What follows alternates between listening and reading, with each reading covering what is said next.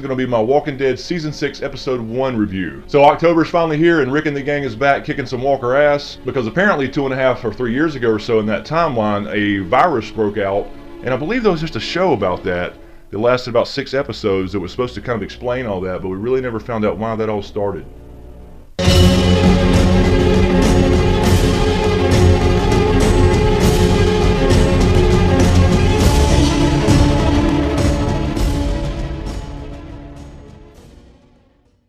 So, episode 1 of season 6, it was okay for me, and the show mainly revolved around this big plan to have a mass exodus of walkers from this giant rock quarry that Rick had ran across when he was with Morgan. And they went this time with the non-linear storytelling where they were doing kind of flashbacks in black and white, things that had happened between the end of season 5 and the beginning of season 6, which was only apparently maybe a few days or possibly a week or two. So it did pick up right where it left off, and all the current real-time things were in color, so that was very interesting. I kind of dug that in the non-linear fashion. So again, it seemed to be a few days, possibly a week or two between the time that Rick shot the doctor and Morgan was reintroduced to Rick with Daryl, up until the time of this show where they ran across this big rock quarry, essentially trapping thousands of walkers. And that was explained to be a reason why Alexandria, this place that seemed to be relatively safe where they don't see a lot of walker action, very few walkers at their gates, why nobody there has any real experience living out in the wild, all the good shit that Rick and them have to do when you're out in it, basically clueless about the whole apocalypse thing that happened in that other show I was talking about. Which I don't quite buy that whole story because there are a lot of other directions that walkers could come from to approach Alexandria, but I digress. So again, in the black and white scenes were all kind of flashback scenes, what happened before this big plan, and it was really pretty straightforward. It was really Morgan being reintroduced to Rick, Morgan being kind of acclimated to the group and getting to know everybody because he basically only knew Rick. It kind of established what was going on with some of the characters. It showed a scene with Deanna, who is the leader of Alexandria, except now she's really not because Rick is, talking to Gabriel saying, fuck you, you were wrong about Rick being crazy and dangerous because he's got the experience. We did see Tara wake up, so she had been in a coma from last season when she got injured. Of course, Eugene runs in and was happy about that because there's some odd love interest there. Morgan and Rick do a lot of catching up, and Rick telling Morgan about how he's changed and, you know, how Alexandria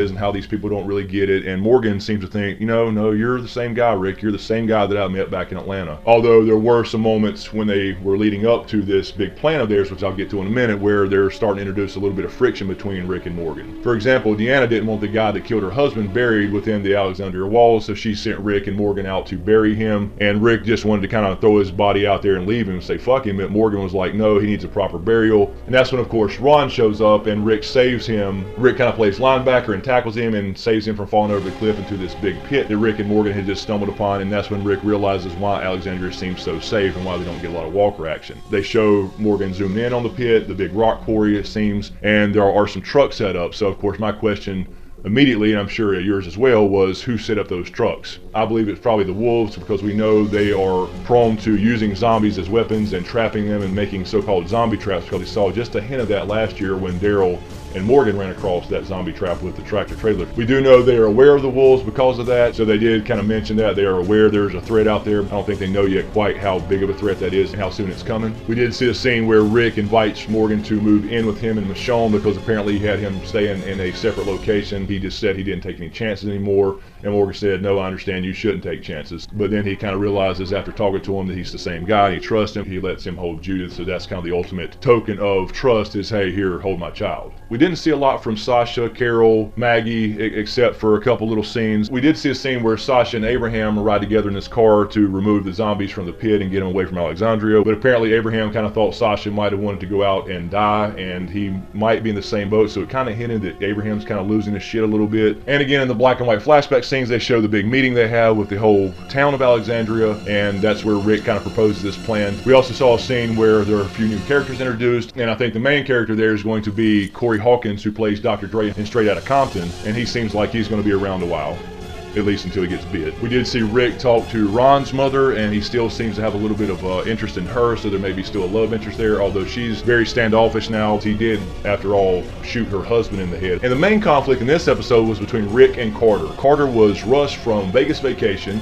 And he didn't last very long. They did show a scene where Eugene walked in trying to get something out of a food store, and he overheard this Carter character talking about killing Rick because they allow Rick to keep on running shit. They're all going to die. He didn't trust him. Basically, he's just a pussy and didn't want to do anything. He wanted to just stay in the gates and never go out. So that led to a confrontation between him and Rick when Rick walks in because he had a gun pulled on Eugene, and the other characters didn't really seem to be listening to him, but he wanted to essentially get rid of Rick. So Rick did a badass disarm, took his gun from him and threatened him, but he kept his cool and he didn't kill him, and that set up a little bit of tension between them, and he made him work with them, apparently being some type of engineer, to strengthen a wall during this big zombie herd migration that happened throughout the show. So Rick gives Carter a speech and says, hey, you can join us and work with us, or I can kill you right here. So they at least seem to make up a little bit during the actual live run of the zombie parade. They seem to come to an understanding. There was a cool scene, one of those flashback scenes where Carter and them were building this little wall to hold the zombies in during this, right turn when they were going to lead them away from the sanctuary. A few walkers came to the woods, and Rick told everybody to stay back because he wanted Carter to kill them and see if he could do it. He was just testing him. Everybody had to run up and kill the walkers. Carter didn't do it, and that started a little bit of tension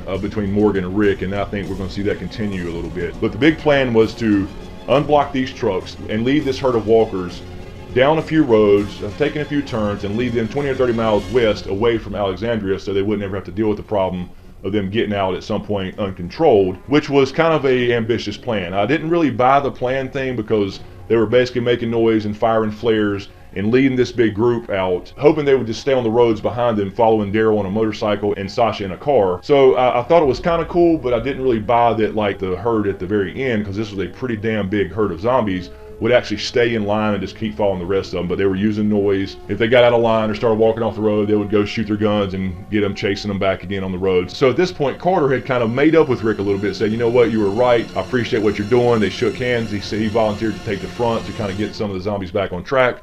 And of course, a zombie jumps out of a tree and bites Carter right in the face. He starts screaming, and that starts to lead some of the zombies off the path, and they can't have that because the whole plan relies on them following this path of roads they had picked out and laid out with some colorful balloons they happen to have in Alexandria. So Rick has to go end up killing him anyway because he was making too much noise. He was already bitten, so he stuck an ice pick through his neck or whatever it was he was holding. So we didn't get to see good old Russ from Vegas Vacation last very long. I thought he would actually stick around for a while longer, but I guess he has other commercials to make or something. I think that was kind of important because it did show that Rick, gave him a chance after having a gun pulled on him a day earlier or whatever the time frame there was. And then he gave him a chance, he put him into the group as a leader, and he actually worked with him. They kind of made amends, and then he goes off and gets his damn face bitten. And I loved Rick's line actually when he tried to pump the group up, and he said, this is an insane world. We have to come to them before they come for us. So that was pretty cool. It's Rick stepping up as a leader, kind of reestablishing himself as the de facto leader there, even though there had been some question about it in the previous season because he was kind of losing his shit and he wanted to kill everybody. So I think it kind of pulls Rick back a little bit because he was kind of getting out of control, and he may go even darker, we don't know yet. On the very last leg, of course, where Daryl and them was just going to lead him in a straight line 20 or 30 more miles down the road and then come home, we hear a giant horn blowing. The horn seemed to be coming from Alexandria. And of course all the walkers started heading straight to the woods towards the sound of the horn. After all this work, all this planning, they get the zombies to make their final turn. It seems to work, and then bam. That's of course the big question. Who blew the horn? It showed that Rick was actually pretty stable. We all thought last year he was getting darker and darker and darker and turning into Shane from the first couple seasons. That's my question to you guys. Who do you think blew the horn?